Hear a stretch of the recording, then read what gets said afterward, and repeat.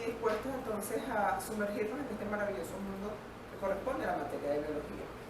Vamos a comenzar este segundo lapso con abordar un tema bien interesante y fundamental en esta área de las ciencias naturales que corresponde a lo que es la genética y cómo los caracteres hereditarios pasan de una generación a otra, de un individuo a otro. Pero antes de entrar en ello, vamos a repasar algunos conceptos que tienen que ver con la materia de genética y herencia. ¿Sí? Es importante recordar el concepto de genotipo, que es la carga genética que posee cada individuo y está asociado al número de genes que finalmente van a expresarse en un fenotipo, que es la expresión física de ese genotipo. Es decir, dos conceptos fundamentales, genotipo y fenotipo. ¿Sí? El genotipo es la carga genética y el fenotipo es la expresión, es lo que vemos por fuera de esos individuos. Ahora vamos a ver las bases genéticas de la herencia.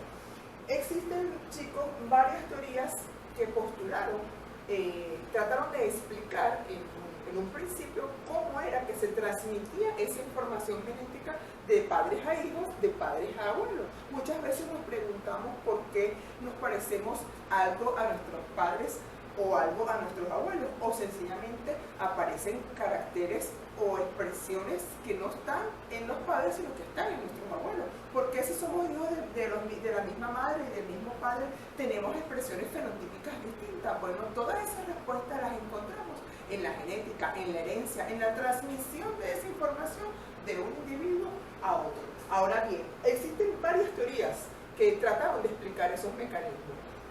La primera teoría corresponde al preformismo. ¿De qué trataba esta teoría? Fíjense, en ese momento pensaban que había un pequeño individuo, un pequeño feto que estaba en el espermatozoide, en la cabeza del espermatozoide.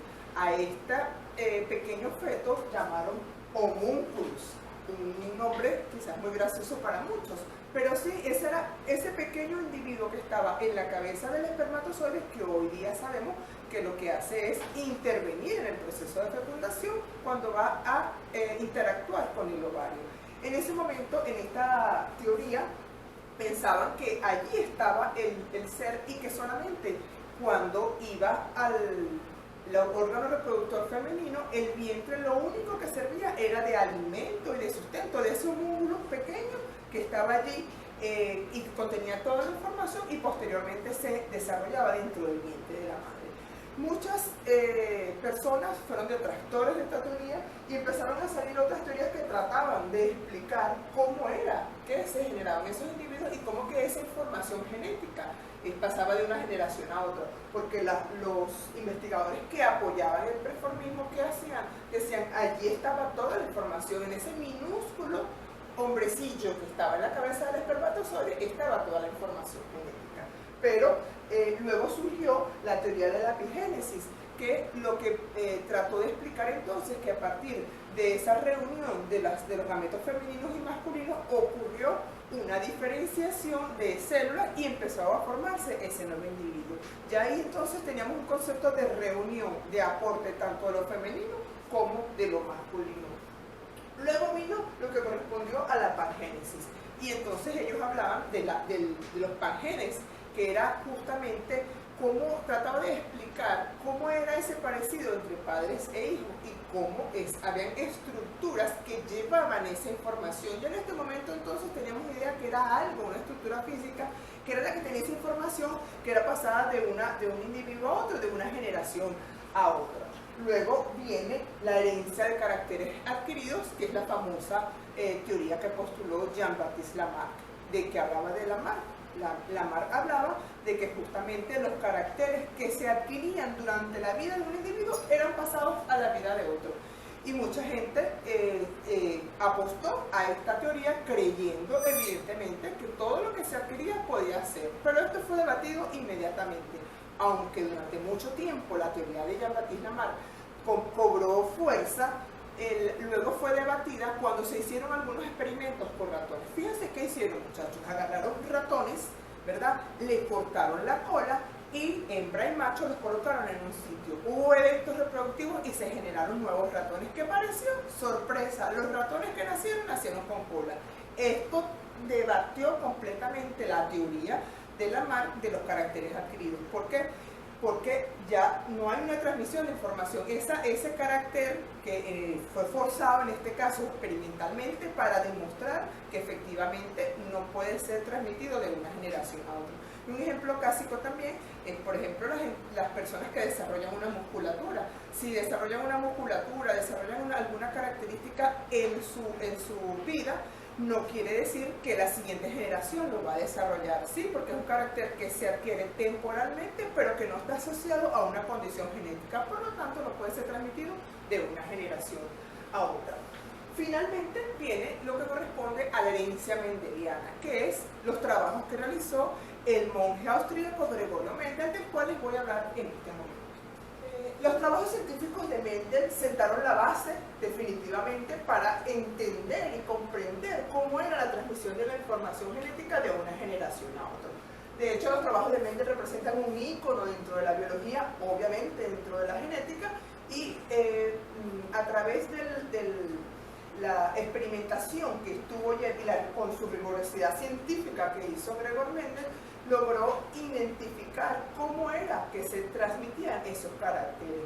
En su momento, evidentemente, no teníamos la información genética que tenemos actualmente sobre el ADN, pero sí se sabía, y él llamó a esas unidades discretas que eran las que transmitían información de una generación a otra. ¿Pero en qué se basó el trabajo científico de Mendel? Tuvo 4 elementos importantísimos, muchachos. El primero fue el empleo de las plantas de Pisum sativum. Este es el nombre científico de la planta, una planta que le permitió a él realizar sus experimentaciones y sus cruces de plantas. La ventaja de esta planta, de este recurso biológico, es que ellas en su flor poseen el estilo y el estigma, es decir, el órgano reproductor femenino y el órgano reproductor masculino.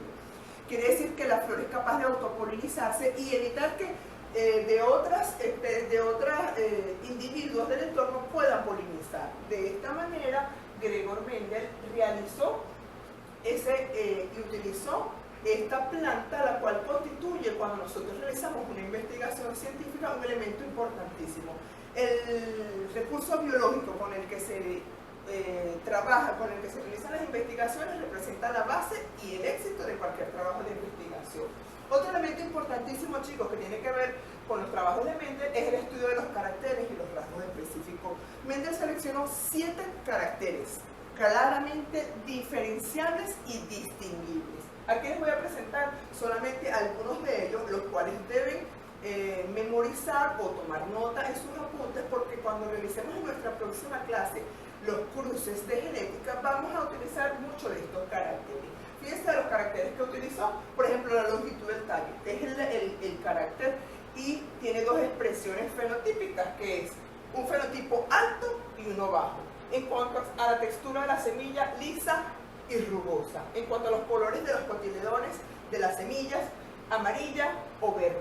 La posición de la flor, que si es axial o terminal. Axial quiere decir que en la rama está en una parte de donde se encuentra la flor, y obviamente terminal es terminando la rama, ahí encontramos la flor. Entonces son posiciones distintas, igual que los otros caracteres, fácilmente detectables, fácilmente identificables. Otros caracteres que utilizó Mendel fue lo que corresponde a el color de la vaina, amarilla o verde. Fíjense que los trabajos de Gregor Mendel fueron durante muchos años. Él estuvo encerrado en un monasterio y allí realizó sus cruces de sus plantas. Un elemento importantísimo y determinante en los resultados que obtuvo Mendel tiene que ver con la utilización de líneas puras. Pero ¿cómo lo logró?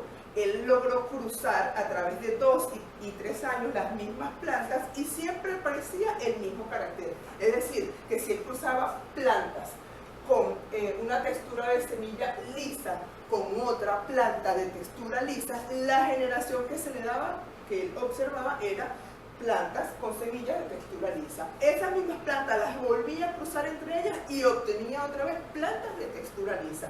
Y así durante 2 y 3 años logró obtener lo que se conocía como la utilización de líneas puras, es decir, líneas que permitían que no se confundiera y que no hubiera un enmascaramiento en las condiciones de homocigoto y de los cigotos que vamos a ver en nuestra próxima clase.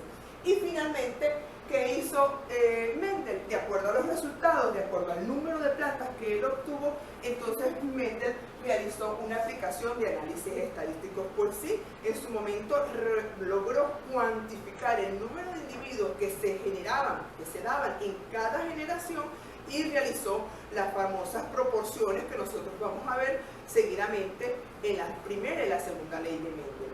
De esta manera se sentaron las bases de la genética y las bases de la herencia, de la transmisión de información. No hay un sitio en el mundo entero donde se estudie genética y herencia donde no se pueda mencionar o se deje de mencionar los trabajos de Mendel y la importancia que tiene para reconocer. En ese momento, recordemos, muchachos, que no teníamos ADN, no teníamos descubierto el ADN, no sabíamos lo que era, había una idea de una unidad discreta que transmitía información, o sea, había algo físico que estaba dentro de los individuos y que se transmitía, pero no teníamos información del ADN, de los genes, de los cromosomas. Para este momento todavía la teoría cromosómica de la herencia no estaba descubierta, no estaba puesta al público.